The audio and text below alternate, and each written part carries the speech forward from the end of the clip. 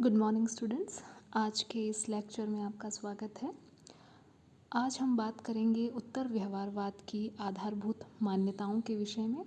इससे पूर्व के लेक्चर्स में हम उत्तर व्यवहारवाद क्या है के विषय में पढ़ चुके हैं और साथ ही उत्तर व्यवहारवाद किस प्रकार परंपरावाद से भिन्न है या क्या भिन्नताएं रखता है के विषय में हमने पढ़ा। आज के इस लेक्चर में हम बात करेंगे उत्तर व्यवहारवाद की जो आधारभूत मान्यताएं या जो विशेषताएं हैं के विषय में। तो आइए शुरुआत करते हैं आज के इस लेक्चर की।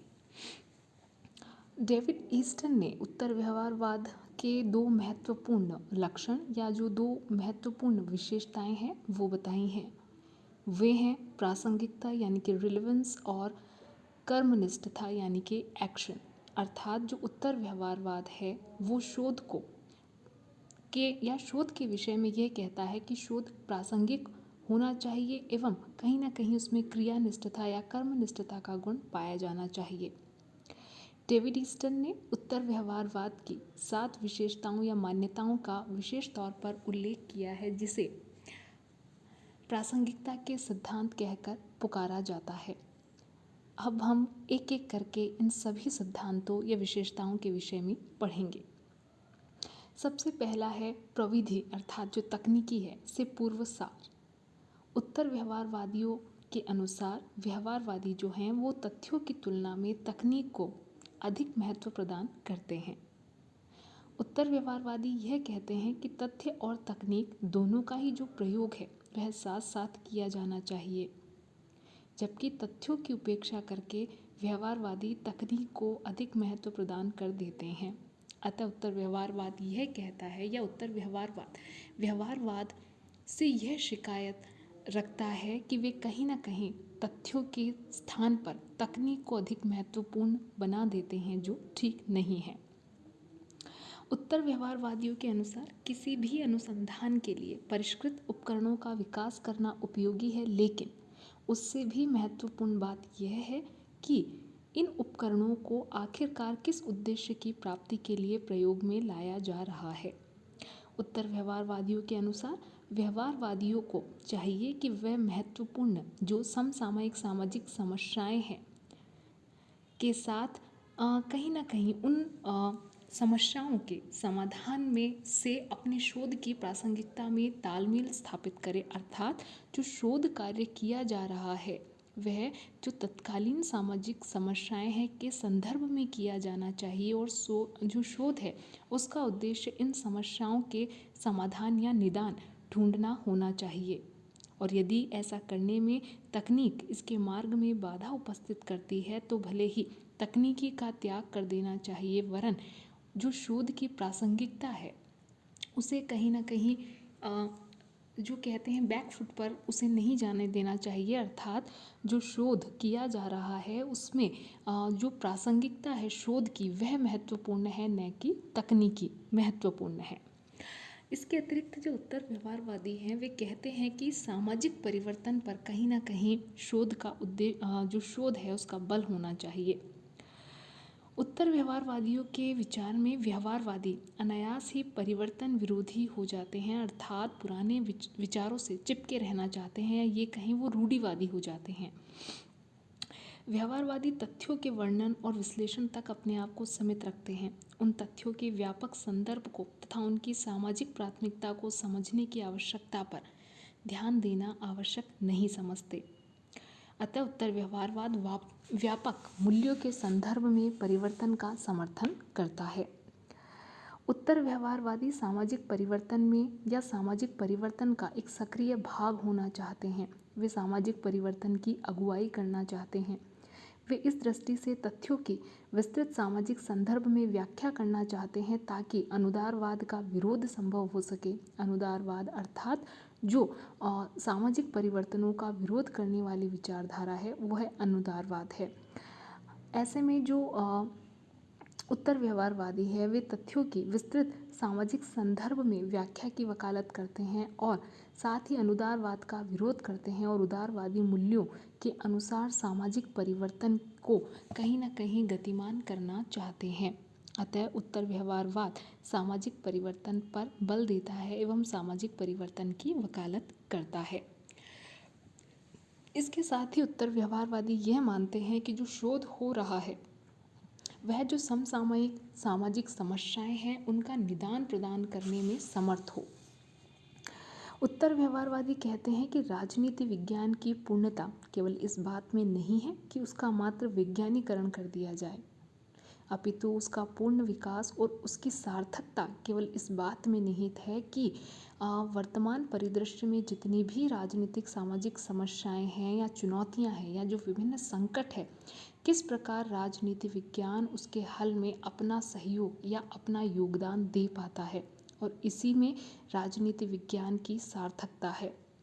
इसके लिए ज़रूरी है कि वह सामाजिक असंतोष, दबाव, तनाव, संघर्ष, सामाजिक विघटन तथा इसके पीछे जो भी पृष्ठभूमि में जो कारक कार्य कर रहे हैं या जो भी भावनाएं और आकांक्षाएं हैं उन्हें समझने का प्रयास उत्तर व्यवहारवाद इस चीज़ की वकालत करता है और कहीं ना कहीं समस्याओं का हल ढूंढने में शोध का सहयोग हो इस बात पर बल देता है। उत्तर व्यवहारवादियों के अनुसार हमारा युग अनेक समस्याओं से पीड़ित है, जैसे परमाणु युद्ध का भय या शस्त्रों की होड़ है या आतंकवाद है या जनसंख्या विस्फोट है, गरीबी है, अशिक्षा है या आर्थिक असमानताएं हैं, सामाजिक विघटन है या आतंकवाद का एक जो स्वरूप जो अब वैश्विक हो चुका है या विभिन्न पर्यावरणीय समस्याएं हैं।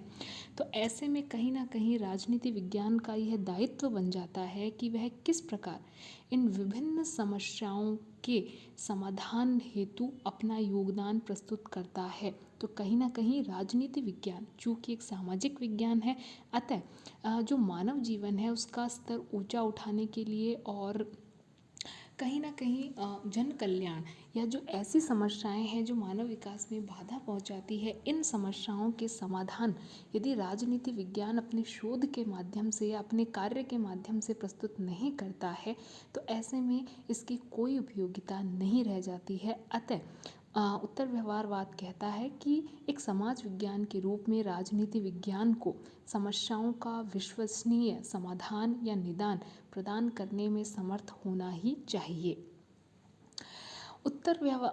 माफ़ कीजिएगा, जो व्यवहारवाद है उसकी सबसे अधिक आलोचना उसकी कहीं ना कहीं मूल्य निरपेक्षता को लेकर की जाती है। तो ऐसे में जो उत्तर व्यवहारवाद है वह मूल्यों की जो भूमिका है उसकी पुनर्स्थापना करता है। उत्तर व्यवहारवादी कहते हैं कि मानव समाज के लिए केवल उसी ज्ञान का महत्व है जो मूल्यों पर आधारित हो। मूल्यों की दृष्टि से विज्ञान न तो कभी तटस्थ रहा है और न ही कभी हो सकता है। अतः ज्ञानार्जन के संदर्भ में मूल्य को पूर्व कथन के रूप में स्वीकार किया जाना चाहिए। यदि ज्ञानार्जन में मूल्यों की उपेक्षा की जाती है तो ऐसे अर्जित ज्ञान का ना ही तो कोई उपयोग है और ना ही मानव समाज का उससे कोई हित साधन हो सकता है। अतः व्यवहारवादी जो हैं वह व्यवहारवादियों द्वारा उत्तर व्यवहारवादी जो हैं वह व्यवहारवादियों द्वारा जो मूल्य निरपेक्षता की नीति को अपनाया गया था, जो मूल्य निरपेक्षता को अपनाया गया था उसका विरोध करते हैं और कहते हैं कि सामाजिक विज्ञानों का उद्देश्य एक श्रेष्ठ मानव समाज की कल्पना करना है या उसका निर्माण करना है जो बिना मूल्यों के संभव नहीं है। अतः हम कह सकते हैं कि जो उत्तर व्यवहारवाद है वह व्यवहारवाद की इस मान्यता से कतई सहमति नहीं रखता जो मूल्य निरपेक्षता को अपना सर्वोच्च साध्य मानती है। उत्तर व्यवहारवाद तथ्यों के साथ साथ मूल्यों के समन्वय या सामंजस्य पर बल देते हैं और मूल्यों की जो भूमिका है उसकी पुनर्स्थापना करते हैं। उत्तर व्यवहारवादी जो हैं वो बुद्धिजीवियों की भूमिका को स्वीकार करते हैं। वे मानते हैं कि राजनीति वैज्ञानिकों के साथ ही बुद्धिजीवियों की भी एक विशिष्ट भूमिका होनी चाहिए। उनका यह बौद्धिक दायित्व है कि वे उदारवादी मानव मूल्यों की रक्षा के प्रति पूर्ण प्रतिबद्ध हो ताकि मानव सभ्यता और इसकी उपलब्धियों की रक्षा हो सके। व्यवहारवादियों ने बुद्धिजीवियों को एकमात्र एक ऐसे शोधकर्ता के रूप में चित्रित किया था जो मानव मूल्यों की रक्षा के स्थान पर मूल्य निरपेक्षता को अपना उद्देश्य मानकर चलते हैं या मूल्य निरपेक्षता के प्रति कहीं ना कहीं अपनी आसक्ति या भक्ति रखते हैं। उत्तर व्यवहारवादियों ने व्यवहारवाद के इस पक्ष का विरोध किया और कहा कि बुद्धिजीवियों को ऐसे वस्तुनिष्ठ अनुसंधान पर अपना श्रम और धन बर्बाद नहीं करना चाहिए जिसमें मानव मूल्यों को उचित स्थान प्रदान न किया गया हो, क्योंकि यदि वे मानव मूल्यों के प्रति उदासीन बने रहेंगे तो समाज में बुद्धिजीवी होने के नाते उन्हें जो विशिष्ट स्थान एवं महत्व प्राप्त है उससे वंचित होना पड़ेगा। अतः हम ये कह सकते हैं कि जो उत्तर व्यवहारवाद है वह बुद्धिजीवियों की एक सक्रिय भूमिका की वकालत करता है और साथ ही ये कहता है कि जो बुद्धिजीवी हैं उन्हें तथ्यों के साथ साथ मूल्यों को एक उचित स्थान प्रदान किया जाना चाहिए, क्योंकि राजनीति विज्ञान चूँकि एक सामाजिक विज्ञान है जिसमें किसी भी तरीके से मूल्यों की उपेक्षा संभव नहीं है। इसके अतिरिक्त जो उत्तर व्यवहारवाद है वह कर्मनिष्ठ विज्ञान पर बल देता है। उत्तर व्यवहारवादी यह कहते हैं कि व्यवहारवादियों ने शुद्ध वैज्ञानिक अध्ययन के नाम पर संपूर्ण राजनीति विज्ञान को मात्र एक मनन विज्ञान में बदल दिया और इसके जो क्रियात्मक पक्ष था उसकी उपेक्षा की। सरल शब्दों में हम ये कह सकते हैं कि जो व्यवहारवादी थे उन्होंने अपना जो सारा ध्यान था वह राजनीति विज्ञान को मात्र विज्ञान बनाने हेतु परिष्कृत प्रणालियों प्रविधियों पर जोर देने में लगा दिया और ऐसे में कहीं ना कहीं जो राजनीति विज्ञान था उसने अपना जो मूल स्वरूप था वही खो दिया। क्योंकि जब भी हम राजनीति विज्ञान का अध्ययन एक विज्ञान के रूप में भी करते हैं तब भी हमें यह नहीं भूलना चाहिए कि राजनीति विज्ञान समाज विज्ञानों की श्रेणी में आता है और इसका उद्देश्य ही कहीं ना कहीं मानव जीवन को श्रेष्ठ बनाना है। अतः उत्तर व्यवहारवाद यह कहता है कि राजनीति विज्ञान अपनी प्रकृति से एक मनन विज्ञान के साथ ही एक कर्म विज्ञान अर्थात समाज में जितनी भी समस्याएं हैं उनका समाधान प्रस्तुत करने में राजनीति विज्ञान समर्थ है। यही कारण है कि उसे कर्म विज्ञान की संज्ञा दी गई है। तो ऐसे में दोनों पक्षों में उचित समन्वय की आवश्यकता है, अर्थात जहाँ विज्ञान के रूप में राजनीति विज्ञान का अध्ययन हो वहीं सामाजिक जो इसके संदर्भ हैं उसकी अवहेलना या उसकी उपेक्षा न की जाए। डेविड ईस्टन कहते हैं कि जानने का अर्थ है प्राप्त ज्ञान को कर्म रूप में लागू करना और इस प्रकार कार्य करने का अर्थ है समाज के पुनर्निर्माण एवं पुनर्गठन में व्यस्त होना। कर्महीन ज्ञान निष्फल होता है और ज्ञान का फल ही कर्म है। अतः उत्तर व्यवहारवादी राजनीति विज्ञान का उद्देश्य ऐसे ज्ञान की प्राप्ति करना मानते हैं जो समाज के पुनर्निर्माण में सहायक हो और साथ ही समाज की जो समस्याएं हैं उसका समाधान प्रस्तुत करने में समर्थ हो। राजनीति विज्ञान मनन विज्ञान भी है और साथ ही कर्म विज्ञान भी है, लेकिन सामाजिक उपयोगिता की दृष्टि से उसके मनन पक्ष की तुलना में कर्म पक्ष पर अधिक ध्यान दिया जाना चाहिए, जिसकी व्यवहारवादी उपेक्षा कर देते हैं।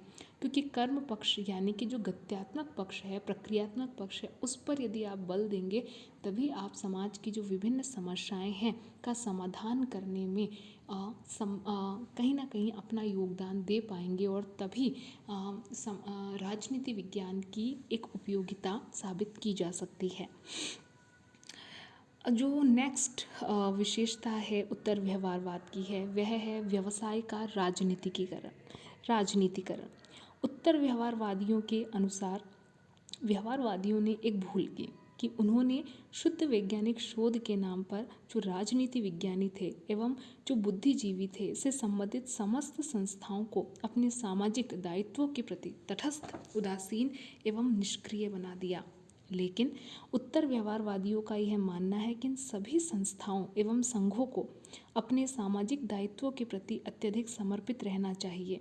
यदि सभी राजनीति वैज्ञानिक व बुद्धिजीवियों का यह सामाजिक दायित्व है कि वे सामाजिक पुनर्निर्माण में अपना सक्रिय योगदान दें, तो उनसे संबंधित संघों व संस्थाओं को भी इन सामाजिक दायित्वों को स्वीकार करना होगा।